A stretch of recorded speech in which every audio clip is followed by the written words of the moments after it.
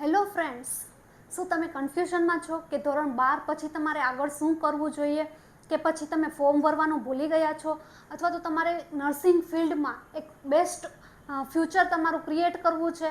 તો તમારા માટે અહીંયા ઘણા બધા કોર્सेस ઉપલબ્ધ છે. એએનએમ, જીએનએમ, બીએસસી નર્સિંગ, બરાબર, એવા બધા કોર્सेस અવેલેબલ છે.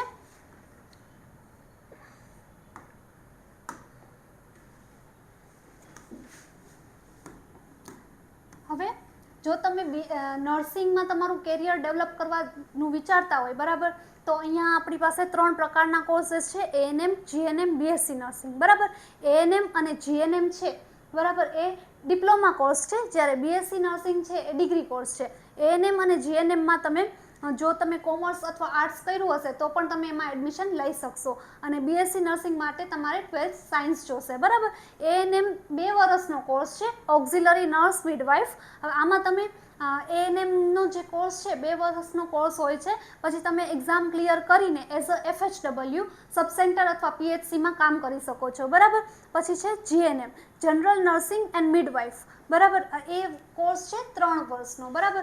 આ કોર્સમાં તમારું જે થિયરી છે એ પણ ક્લિયર થશે અને ક્લિનિકલ બેઝ છે એ પણ સ્ટ્રોંગ થઈ જશે, અને આ 3 વર્ષ કમ્પ્લીટ કર્યા પછી તમે as a staff nurse private અથવા ગવર્મેન્ટ સેક્ટરની હોસ્પિટલ છે એમાં વર્ક કરી શકશો, બરાબર. પછી થર્ડ છે બીએસસી નર્સિંગ. બીએસસી નર્સિંગ છે એ 4 વર્ષનો કોર્સ છે, બરાબર. એમાં 4 યર કોર્સ છે. એ કોર્સ કમ્પ્લીટ કર્યા પછી તમે એઝ અ સ્ટાફ નર્સ તો વર્ક કરી જ શકશો, પ્લસમાં તમારી પાસે એક યુનિક ઓપોર્ચ્યુનિટી છે નર્સિંગ ઓફિસરની, બરાબર. એમ્સ જેવા સેન્ટ્રલ લેવલના ઇન્સ્ટિટ્યૂટમાં તમે એઝ અ નર્સિંગ ઓફિસર પણ વર્ક કરી શકો છો, બરાબર. તો ઘણા બધા એવા વિદ્યાર્થીઓ છે જેની પિન ખરીદી થઈ નથી, બરાબર, પિન ખરીદી ચૂકી ગયા છે અથવા ફોર્મ ભરી નથી શક્યા, બરાબર. તો એને ચિંતા કરવાની જરૂર નથી, કારણ કે જે આ ગવર્મેન્ટ છે એને એક નવું નોટિફિકેશન બહાર પાડ્યું છે, બરાબર. એ નોટિફિકેશન છે જે વિદ્યાર્થીઓને પિન ખરીદી રજીસ્ટ્રેશન કરવાની રહી ગઈ હોય એવા વિદ્યાર્થીઓ માટે ગુજરાત બોર્ડની પૂરક પરીક્ષાનું પરિણામ આવ્યા પછી પ્રવેશ સમિતિ દ્વારા પિન વિતરણ, રજીસ્ટ્રેશન અને ડોક્યુમેન્ટ વેરિફિકેશન માન્ય હેલ્થ સેન્ટર ખાતે ફરીથી શરૂ કરવામાં આવશે, બરાબર.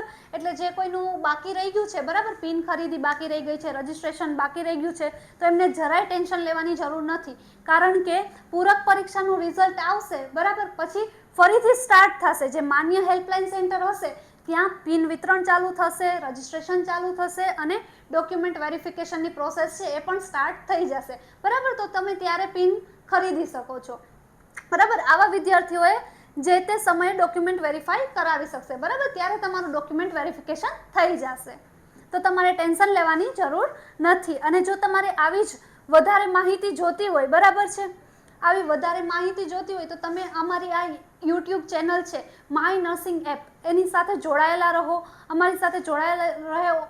આ ચેનલને લાઇક, શેર અને સબસ્ક્રાઈબ કરી લો, અને આવી બીજી અપડેટ્સ માટે ટ્યુન રહેશો, બરાબર. Thank you.